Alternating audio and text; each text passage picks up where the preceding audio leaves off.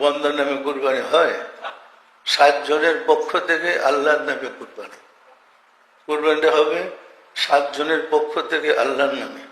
সম্মানিত আশিক রাসূলেরা, হযরত বিবি হাজরা আলাইহিস সালাম আর ইসমাইল আলাইহিস সালাম এখানে নির্বাসিত হয়েছিলেন। ওইখানে আল্লাহর দয়ায় এই রওজা শরীফ হয়েছে, কাবা ঘর হয়েছে। অনেকে বলে আদম আলাইহিস সালামের জমানায় কাবা ছিল, কিন্তু তখন আর কাবার অস্তিত্ব পাওয়া যায় নাই। ওনারা ইব্রাহিম আলাইহিস সালাম আর ইসমাইল আলাইহিস সালাম সম্মিলিত ভাবে কাবা ঘর নির্মাণ করেছে।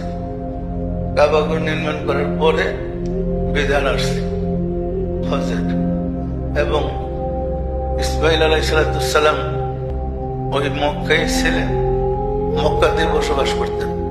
ইব্রাহিম আলাইহিস সালাম ছিলেন হেব্রনে। ওইখান থেকে ওইখানে গিয়া পুত্রকে কুরবানি দিয়েছে। এটা নিয়ে আমাদের দেশে একটা বিভ্রান্তি লাগাই দিয়েছিল এক হিন্দু বেড়া, যে ইসহাক আলাইহিস সালাম কুরবানি করা হয়েছে, ইব্রাহিম ইসমাইল না ইসহাক। এটা নিয়ে হাইকোর্টে রিট হয়েছিল। পরে পত্রিকায় আমরা দেখলাম যে কেউ আর জবাব দিতে পারছে না। ফাউন্ডেশন থেকে বলছে এটা আগের থেকে চলে আসছে।